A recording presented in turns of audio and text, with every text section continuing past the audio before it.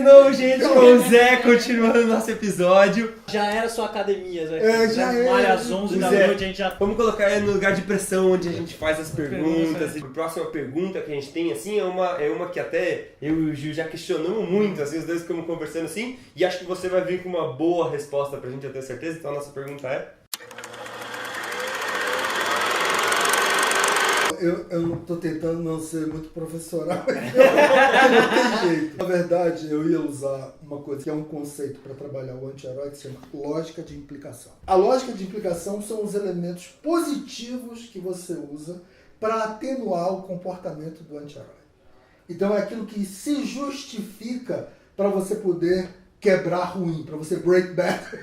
Então, no caso do break bad primeiro, a gente tem o Walter White como um anti-herói justificado por um câncer terminal, deixando a família que é representada por uma mulher grávida e por um filho com problema de locomoção. Sim. E ainda foi traído por uma empresa farmacêutica lá atrás com uma fórmula que era dele. Então ele está 100% justificado para migrar para o mundo do anti-herói. Isso aqui é uma lógica de implicação. Qualquer anti-herói que a gente pegar, por exemplo, Tony Soprano, é aquele brutamontes, assassino, cabeça de máfia, mas tem desmaios. Vai fazer psicanálise para se melhorar, é apaixonado pela família. É o que volta a aproximar a gente do vilão, né? Aí a gente começa a gostar dele. Agora, esse herói caído, ele tem um ponto de interseção com esse anti-herói empático, que é o quê? Você também se compadece daquele herói que no passado já teve tudo e que agora tá com aquela vidinha medíocre. Ele fala assim, pô, coitado desse cara. Então há um compadecimento por essa figura.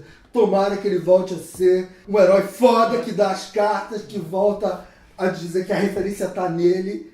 Posso inverter e fazer uma pergunta para eles, vocês dois? Por que vocês acham que dentro desse contexto hoje é melhor narrar o mal do que narrar o bem? O que eu sinto é que a gente não tá querendo narrar o mal ou narrar o bem. A gente está tentando aproximar os dois lados do humano, né? Então, tanto o vilão quanto o herói, a gente está aproximando de nós mesmos. Então, por exemplo, para mim, o herói caído nada mais é do que o protagonista, o herói da coisa que aproxima da gente. Mais humanizado. E o vilão amado é o vilão vindo aproximando da gente também, vindo se tornando humanizado, né? A forma como a gente cultural que a gente foi criado, tendia a moral da época, pendia a gente a gostar sempre do herói. E quando os dois estão próximos da gente, a gente pode falar, tá bom, eu gosto do vilão também, porque ele também é parecido comigo. Todos nós temos um pouco de vilão e herói, né? Interessante, porque se a gente for do ponto de vista histórico, o que os teóricos dizem é que, sobretudo do período do Renascimento para trás, as sociedades eram coletivistas. Então você tinha que ter sempre alguém dando o exemplo para o coletivo. Depois que a sociedade se torna individualista, essa figura que representa o coletivo cai. Que doideira. Porque é cíclico, né? A natureza, a vida é cíclica. Então, se a gente passou por uma grande fase da humanidade que saiu da moral religiosa e a gente começou a ser humanista, então o humanismo virou uma coisa incrível, assim, e aí você tem Machado de Assis, você tem uma galera que... Vai ser esse eterno retorno. Esse eterno retorno. Volta de novo. E aí eu acho, hoje em dia, todos nós aqui, e tem muita coisa acontecendo sobre isso, por exemplo, se você vai ver, dentro do nosso assunto aqui, a gente vai pegar Doutor Estranho, que é um filme da Marvel. Doutor Estranho fala sobre o cara que vai conhecer os chakras, entender os chakras e tira a energia dele, o poder de algo que está sendo muito estudado. Então você começa a ir para um lado espiritual, de física quântica, então você começa a sair do humanismo e ter um resgate quase religioso, quase espiritual, então mostrando que a gente faz assim, né, que a gente fica dando voltas. Então quando a gente vai pro conservadorismo, a gente talvez esteja encontrando uma outra forma aqui, talvez de ser coletiva, de ser... Sim. A Cersei pra você é um vilão clássico. Sim, clássico. Vilão. Purista. Né? Eu te perguntei da Cersei porque tem muito a ver aqui com o nosso pra nossa próxima pergunta, e é uma pergunta para todos nós aqui. O meu anti-herói, o meu vilão do momento é o Paperboy do Atlanta. Puta que Ó, pariu. Puta que pariu. parece que vocês não esperavam.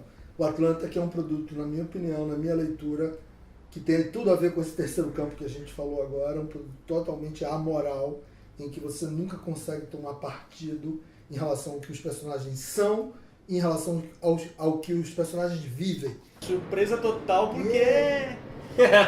Que baita vilão, Paperboy. Gil, não foge não que a pergunta é pro Zé, mas vale pra gente também. todo mundo. Vilão do momento. Cara, o meu vilão, eu vou ser um pouco mais, menos rebuscado, assim, vou ser um pouco mais comercial, mas é um vilão que eu gostei muito, que é o Thanos, de Vingadores. Mas eu gostei muito do Thanos porque o Thanos é um vilão clássico, um vilão, eu diria, de primeiro campo, um vilão identificável, né, que faz o mal desde o começo e tal, mas que no final de Vingadores eles começaram a trazer pro Thanos uma certa lógica de implicação. Que ele tem um porquê dele estar fazendo a maldade. Então você começa a ver do final de Guerra Infinita pro Ultimato esse cara que vai viver sozinho, que é um cara que ele não destrói as coisas para obter lucro ou para obter fama ou para dominar o mundo. Ele faz e vai viver sozinho no anonimato. E o seu vilão, quem é o seu vilão? O meu vilão, a gente já comentou bastante sobre ele aqui. O vilão com certeza o Frank Underwood. Ele tem muitas dificuldades. Ele enfrenta muitas coisas pessoais, assim, o personagem primeiro que ele é o vilão da série e é uma série inteira em cima do vilão, né? Ele é o protagonista e vilão da série, então a gente tá vendo, assim, a gente assiste uma série inteira através do olhar do vilão. Então isso me encanta muito, assim, a profundidade que esse vilão tem, os conflitos que ele enfrenta. Então cada pequeno ato dele, cada pequena brutalidade que ele faz, porque ele é um vilão num nível de escrotidão alto, assim, tá justificada com alguma coisa. Vamos pra próxima pergunta? Próxima pergunta. Como é que faz? Eu gostei daquela.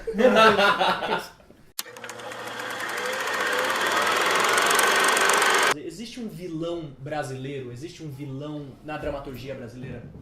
Eu tenho um que eu adoro, eu não queria que ficasse muito hermético, mas vai ficar um pouco, que é o Macunaíma.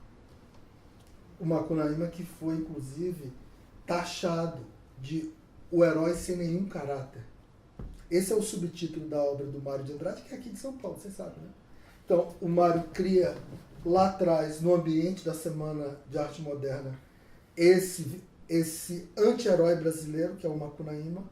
Só que esse sem nenhum caráter não é o caráter da qualidade das suas ações, não é o caráter da personalidade. É não ter caráter nacional. Ele não pertence a lugar nenhum. Sim. Ele é a fusão de todas as raças, logo, ele é de todos os lugares de lugar nenhum. O que deixa ele também, como os Beatles compuseram depois, ele é um nowhere man. Sim. Ele é um homem de lugar nenhum. Que faz parte da nossa herança como país, como sociedade, só que eu já acho que a gente começa a migrar para lugares muito melhores. É assim, a gente teve grandes vilões que foram a Nazaré, que memes pra caramba, a Carminha, depois um grande vilão. Achando que eu tô louca? Você ainda não viu nada, Ritinha! Mas pra mim, esses ainda vilões clássicos, vilões de primeiro campo, vilões que só faziam maldade. E aí entra um cara que tudo que ele entra, ele muda, ele transforma, ele acontece, que é o Wagner Moura, quando ele fez Paraíso Tropical, que ele faz um vilão que mostra a fraqueza. É pra mim um vilão de terceiro campo, um vilão que ele se apaixona por uma mulher que é prostituta e aí fica refém disso. Não é o único, né? Acho que o Wagner Moura, quando ele fez o Vips também, ele faz esse anti-herói total, né? Ele tá super bem também, trazendo todas as justificativas do porquê ele faz aquilo, né? A gente tem um super icônico no nosso cinema que é o Zé Pequeno, né? Qual é, Dadinho? Dadinho é o caralho, meu nome agora é Zé Pequeno, porra. Concordo. Baita vilão. Concordo, incrível. Super justificado também as razões dele, né? Eu não sei se Ele já tinha um caráter estranho desde criança, mas ele... A vontade de matar, né, no motel, né? Desde criança já, mas ele se explica muito aí, não só no personagem dele, mas no enredo que ele vivia, social, né? É o social, o drama que ele via, onde a ele lógica estava. de implicação é social. Exatamente. Claro. Então, Pô, grande lembrança, sou fãzaço do filme. Vocês não pegaram o José Lilgoy, sabe de quem eu estou falando? Não. Zé Lilgoy foi o ator brasileiro que mais filmes fez no cinema brasileiro. Era um grande ator. Viu? A gente precisava saber disso. Total. Não, mas isso daí, eu tô aqui pra fazer isso. Ninguém falou das minhas botas. Botas lindas com cadastros maravilhosos. Mas o Zé Lilgoy, agora pra valer, ele fez todos os vilões do cinema nacional. Dá uma olhada, Lilgoy, com Lewgoy. E ele, além de ser um cinéfilo, conhecer tudo de cinema, ele estava vivo quando o Fernando lançou aquela Preciosidade. E ele disse assim, é o melhor filme brasileiro de todos os tempos. É incrível, né? Um baita de um filme. Fernando e Kátia estão de parabéns. Não, e a gente tava falando do vilão que é o Bené. Que é o Bené, né? Que vilão é esse, né? Pô, Zé, para de... Você só quer brigar, Só só quer matar só as quer- pessoas, fica com isso, né, cara? É muito bom, né? Eu sou vilão, a Bené gente vai é traficar, o que a figura, gente vai fazer. O trio Ternura, né? Ternura, Todos os sensacional, vilões. todos os vilões ali muito...